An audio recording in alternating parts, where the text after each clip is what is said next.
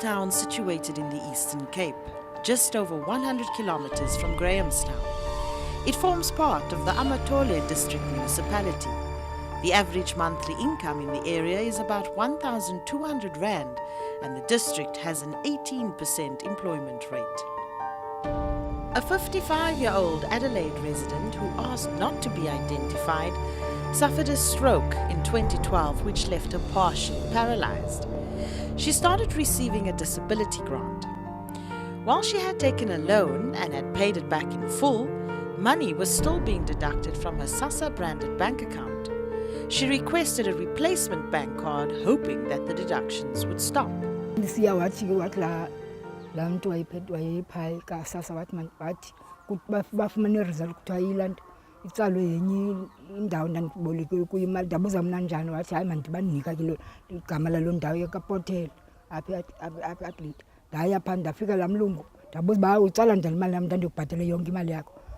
SASSA informed her that a loan company was responsible for these deductions, but for further inquiry she had to travel a distance of about 76 kilometers to and from Fort Beaufort, costing her 140 rand for the trip.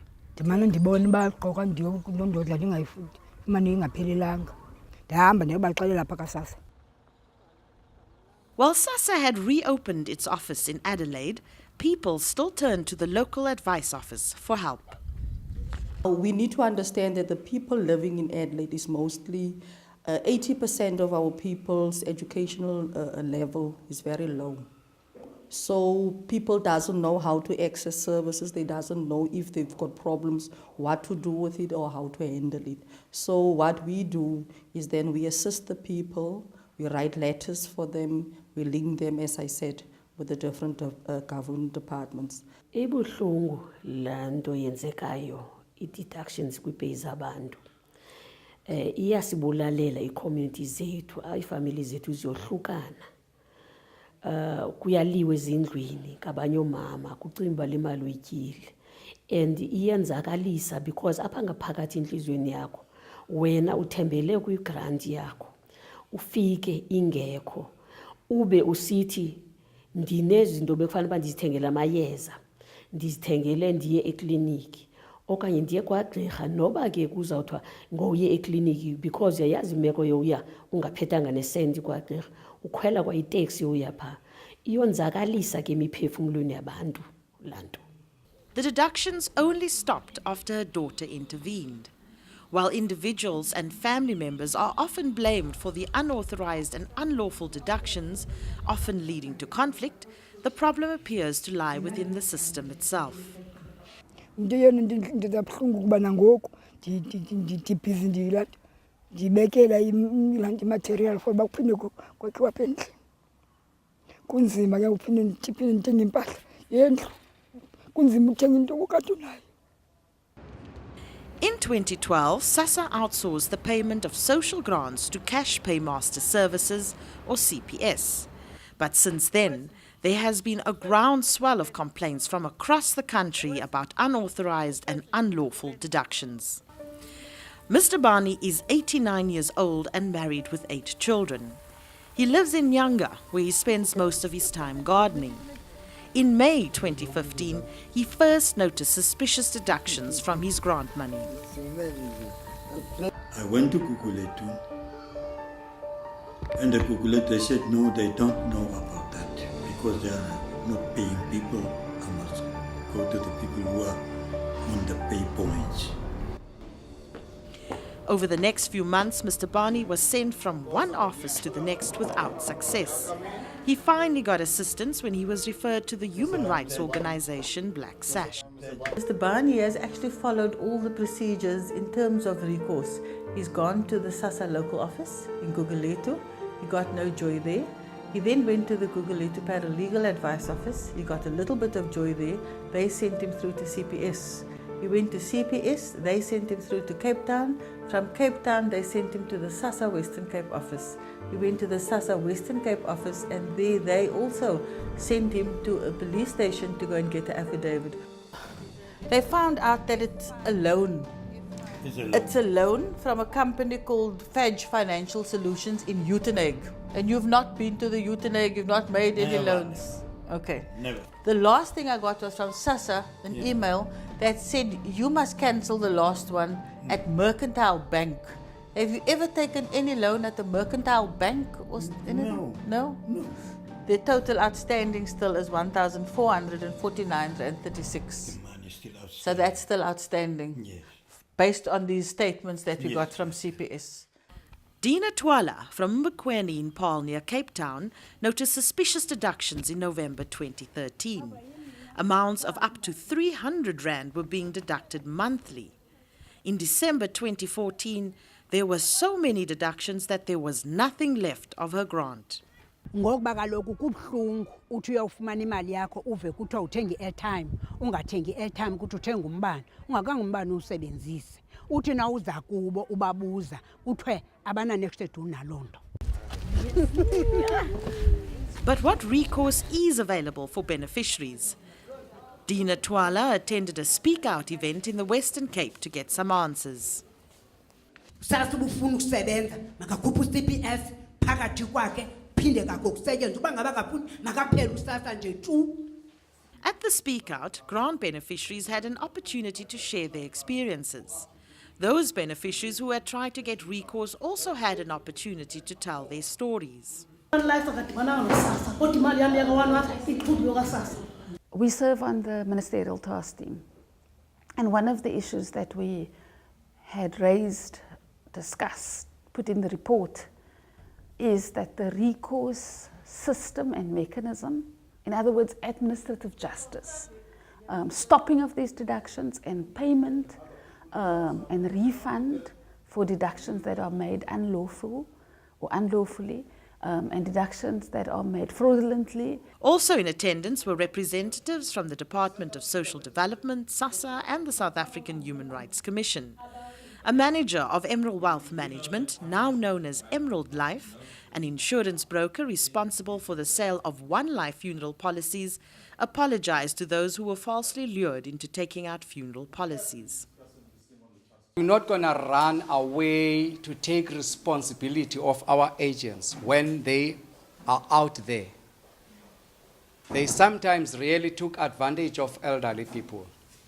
One would love, it's very confusing when an agent begins to say, we are Emerald Wealth Management linked with SASSA. That confuses old people.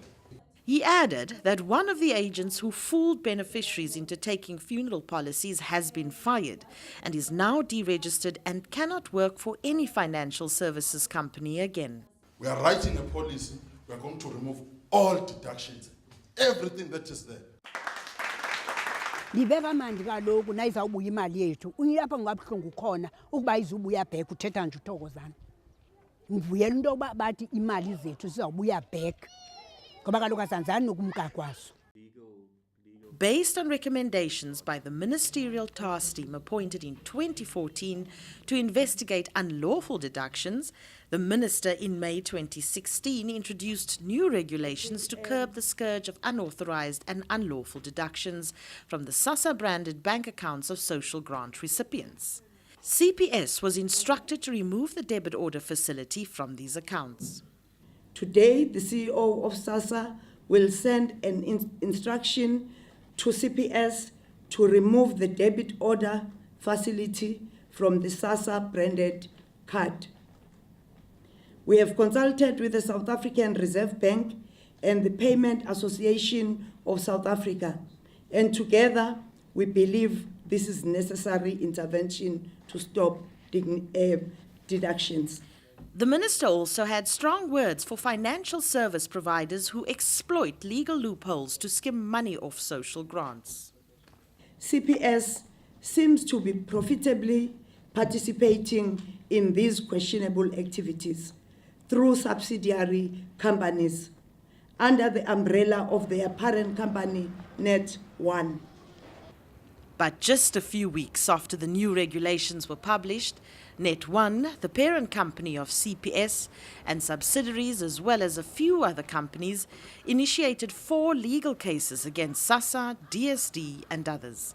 They are challenging DSD and SASSA's interpretation of the new regulations, particularly the restrictions on the SASSA branded bank account. They ask that the new regulations be declared invalid.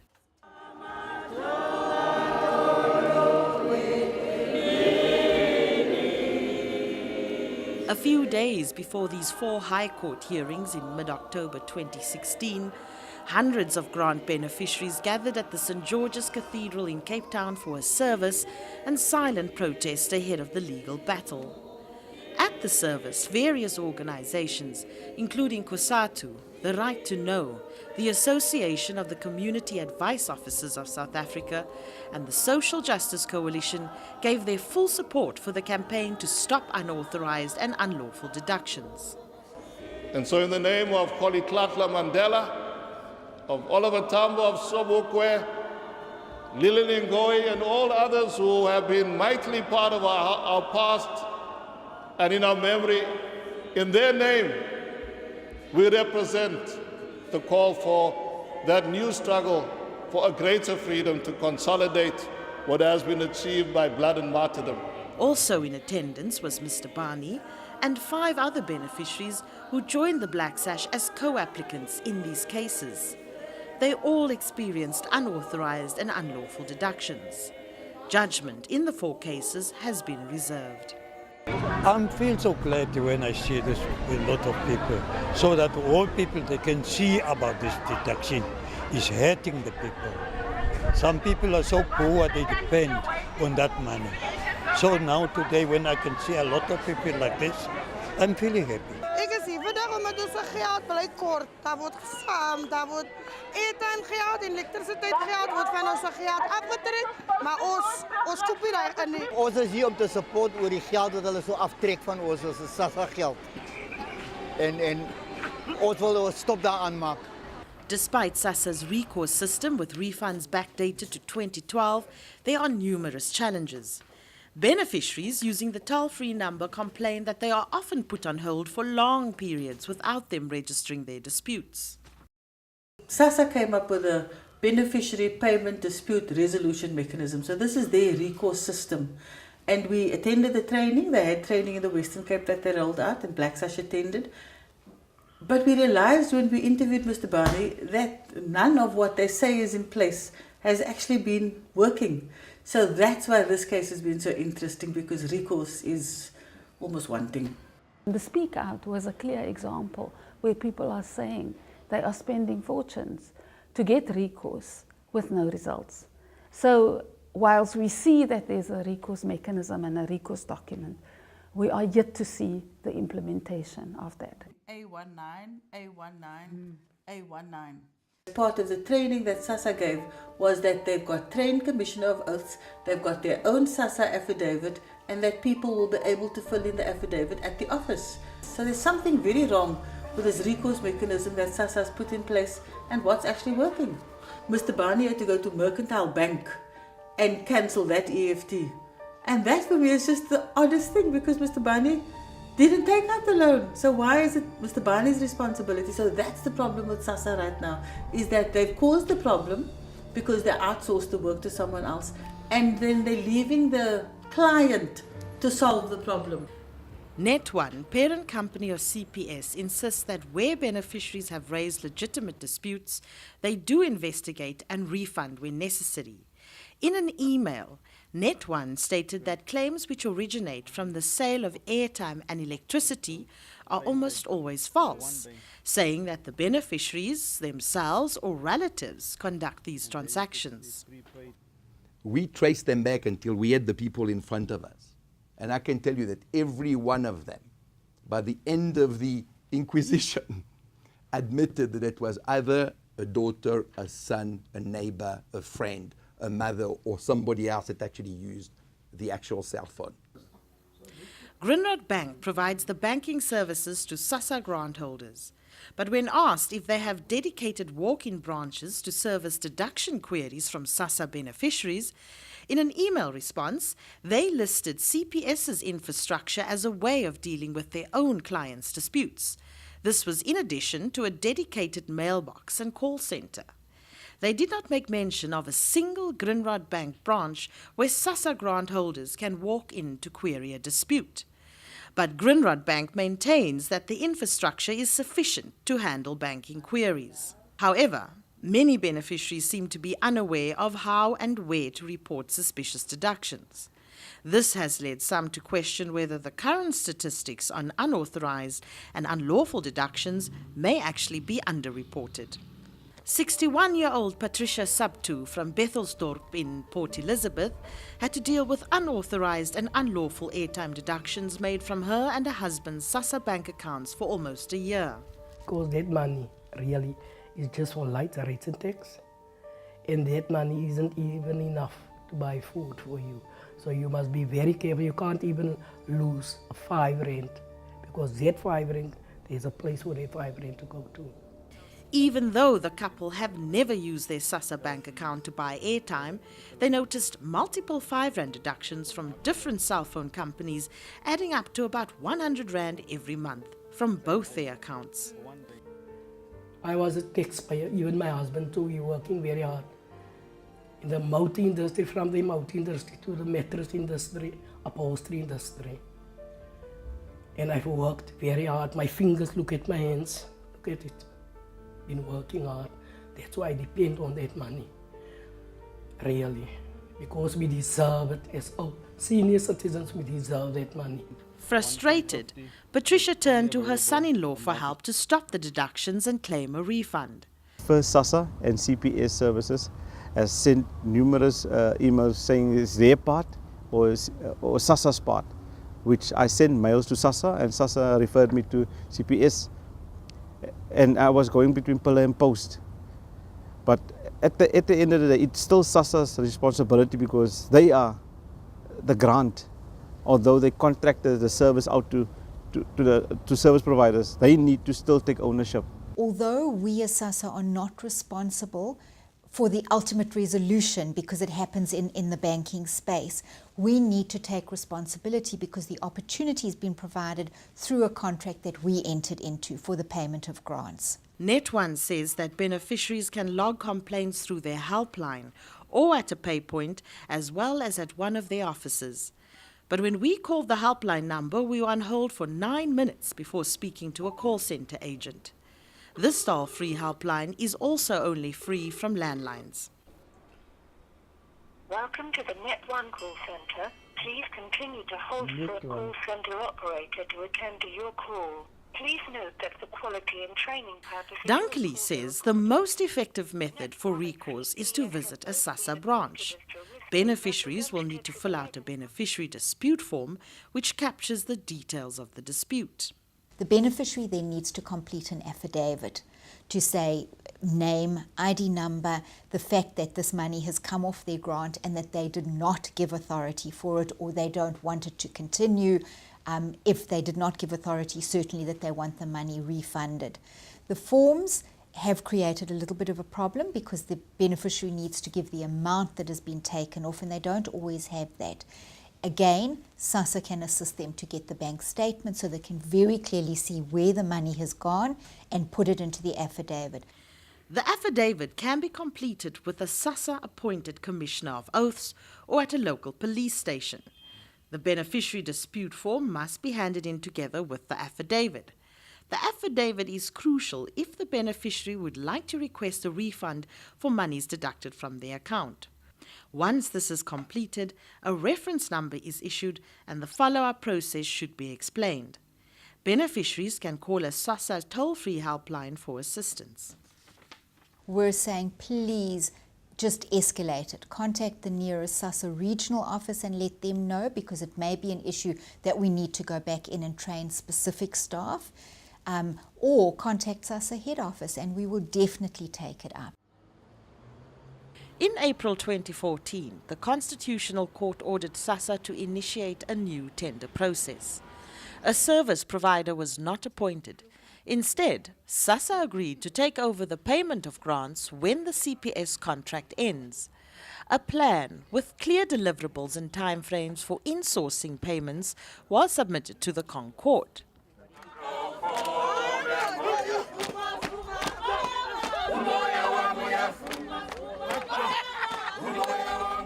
Protesters here are hoping that SASSA will be ready to take over the contract on the 1st of April 2017. However, recent media reports have suggested that SASSA may not be ready to take over the contract and is behind with its implementation schedule. Until such time as the payments of grants are insourced and the High Court in Pretoria rules on the validity of the new regulations, civil society is calling on beneficiaries who experience these unauthorized and unlawful deductions to report them to SASSA. We would like to see effective delivery of the social grants, effective management of the social grants. And whether it is insourced to SASSA or not, I think it has to exclude deductions. That's the first thing. We would like to see in place a recourse mechanism owned and controlled by SASSA. The grants are meager. They're really small amounts of money in terms of the individual or the family concerned. But they are the difference between life and death for many people across the country. With the high levels of hunger that you have, the high levels of unemployment, and in that context, the high levels of poverty, in that context, this grant is that difference. And if you actually decrease that grants by fraudulent means, you're actually literally responsible for the deaths of a number of people in this country.